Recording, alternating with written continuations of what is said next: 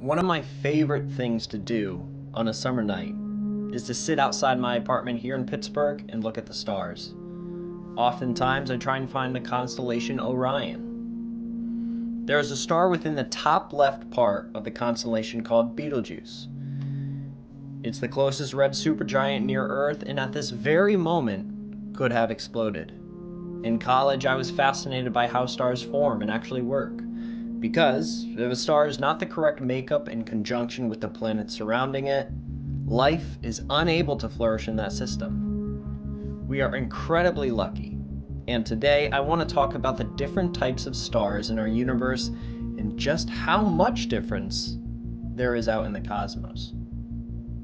We'll explore how gas clouds collapse into young stars, how nuclear fusion fuels them, and how some create gold, iron, and even elements in our bodies. Everything begins inside massive clouds of gas and dust, known as nebula. These are the birthplace of stars, but not every cloud creates a star, and the kind of star that forms depends heavily on what's inside of that gas. All stars begin with hydrogen. As the first element on the periodic table, hydrogen is the easiest thing for stars to consume and use for fuel. More hydrogen means bigger and hotter stars, since hydrogen is the fuel for nuclear fusion. More dust means cooler, smaller stars. This is because dust slows down the star's collapse and spreads heat, which needs to be concentrated and tightly packed. Another cool thing about these clouds is that they do not only just have hydrogen in them. The presence of heavier elements like carbon and oxygen can lead to planets forming around the star later on. For example, our sun formed about 4.6 billion years ago with a cloud enriched with elements from previous supernovae. This is why our solar system has rocky planets like Earth. Those heavier elements allowed planets to form. Now, let's talk about nuclear fusion. Once a protostar becomes hot and dense enough, something incredible happens. Nuclear fusion ignites. This is what powers stars for the vast majority of their lives. So, why nuclear fusion and not nuclear fission? Well, fusion combines atoms like hydrogen turning into helium, whereas fission splits atoms like in nuclear reactors here on Earth. Fusion releases far more energy and is much more stable, which is why it fuels stars. So the question is, why not build fusion reactors here on Earth instead of fission? Well, scientists have been working on it for decades. Unlike fission, which splits atoms and produces long-lived radioactive waste, fusion combines atoms, releasing enormous amounts of energy with minimal waste and no risk of a meltdown. The problem is achieving the extreme conditions needed for fusion. The sun's core reaches 27 million degrees Fahrenheit and has immense gravitational pressure to keep the fusion going. On Earth, we have to replicate this by using powerful magnetic fields or lasers to heat hydrogen isotopes to over 180 million degrees Fahrenheit, which is hotter than the sun's core. We haven't yet reached the point where a fusion reactor can produce more energy than it consumes in a sustained way. If we crack this challenge, fusion could provide humanity with limitless clean energy, revolutionizing the way we power our world. Going back to stars, what elements can different mass stars produce? Small stars like red dwarfs are only able to fuse hydrogen into helium. Sun-like stars can fuse helium into carbon, but nothing heavier. Massive stars can fuse carbon into oxygen, then neon, magnesium, silicon, and iron. Now, iron is the limit. It doesn't produce energy through fusion, which means the star is doomed. Iron is the final element a star can naturally produce through fusion because of binding energy. As stars fuse lighter elements, they release energy. But once a star reaches iron, fusion no longer produces energy. It absorbs it instead. This happens because iron has the most stable nucleus of any element, meaning fusing it doesn't release energy and neither does splitting it. When a massive star builds up an iron core, fusion stops, and without the outward pressure to counteract gravity, the core collapses in an instant. This triggers a supernova explosion, scattering heavier elements into space and depending on the star's mass, leaving behind a neutron star or black hole. This is why iron is considered the, quote, death sentence for high mass stars.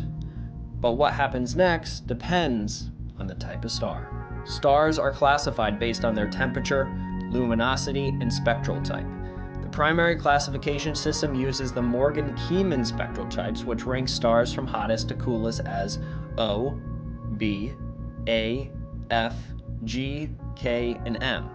Each letter is further divided into subclasses from 0 to 9. For example, our Sun is a G2. And stars are also assigned a luminosity class, 1 for supergiants, 3 for giants, and so forth.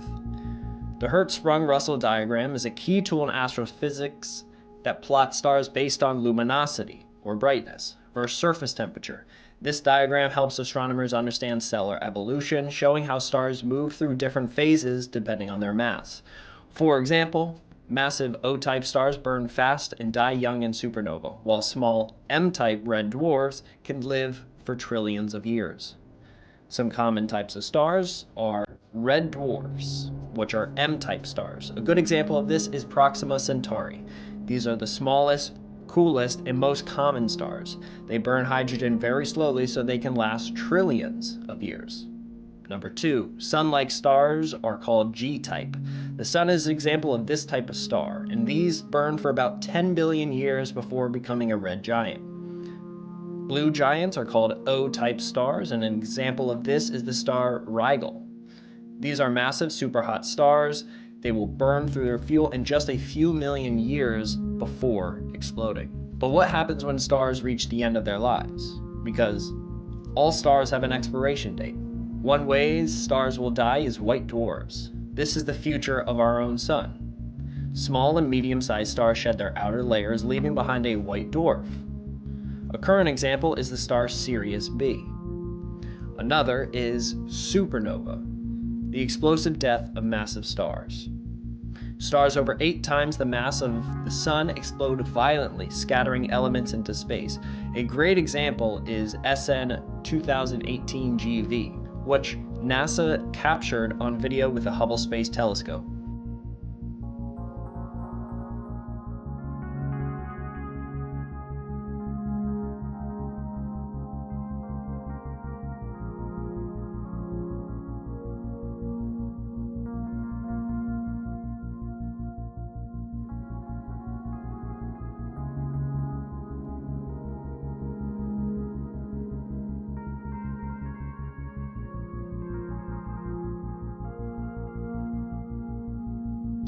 One of my favorites is neutron stars, the densest objects in the universe. The star's core collapses into a ball of neutrons, so dense a sugar cube of material weighs as much as a mountain. A neutron star can be the size of New York City and weigh twice as much as our Sun. Absolutely crazy. Familiar with the movie Interstellar? Then you will know this next one. Black holes, the ultimate collapse.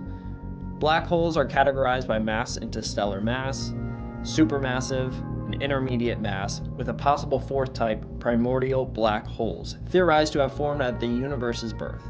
Stellar mass holes emerge when a star is at least 20 times the Sun's mass, collapse after a supernova, with many detected in X-ray binaries. Supermassive black holes, millions to billions of times the Sun's mass, reside at galaxy centers, like Sagittarius A and the Milky Way, but their origins remain a mystery. Intermediate mass black holes bridge the gap but are difficult to confirm. Primordial black holes, if they exist, may have formed in the universe's first second, with smaller ones possibly evaporating over time. If the core is even more massive, gravity wins and forms a black hole.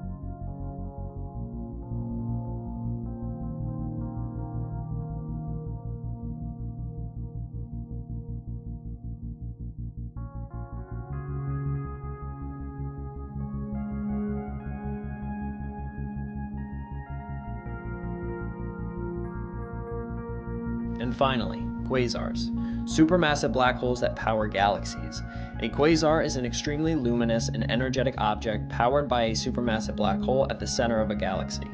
As the black hole pulls in surrounding gas and dust, the material forms an accretion disk, heating up to millions of degrees and emitting intense radiation across the electromagnetic spectrum. This energy output can influence galaxies' evolution by driving powerful jets and winds, which can either trigger or suppress star formation. An example of a quasar is Markarian 231, which is the closest quasar to Earth at 581 million light years away. One of the coolest things about stars, and possibly the most important, is that stars are responsible for the creation of almost everything that makes up Earth, plants, humans, just about everything. Gold, silver, and platinum were created in supernova. Calcium in your bones, iron in your blood, all from ancient stars. Every atom in your body was once part of a star that exploded billions of years ago.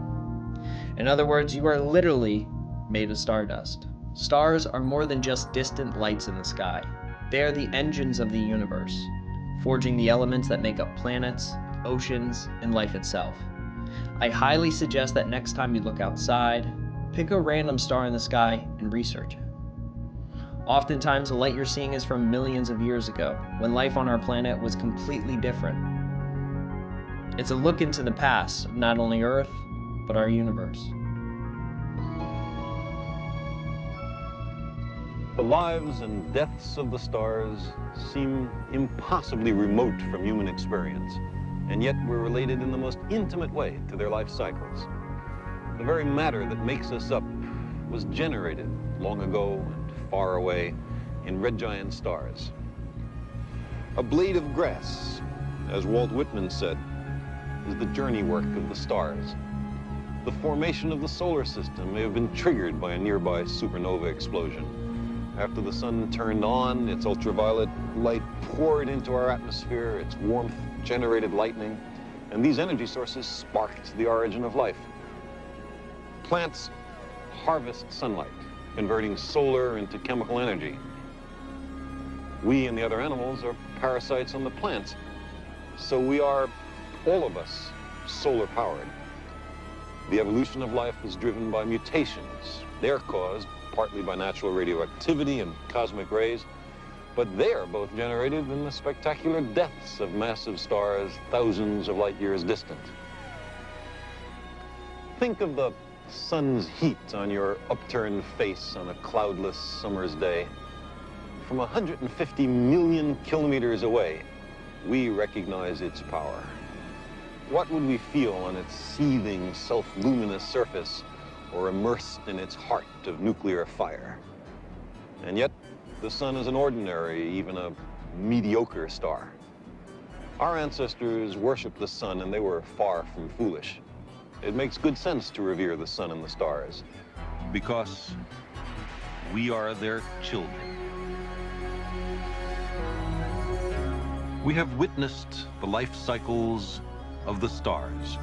They are born, they mature, and then they die.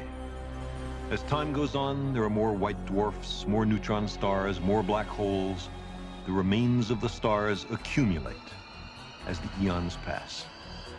But interstellar space also becomes progressively enriched in heavy elements, out of which form new generations of stars and planets, life and intelligence.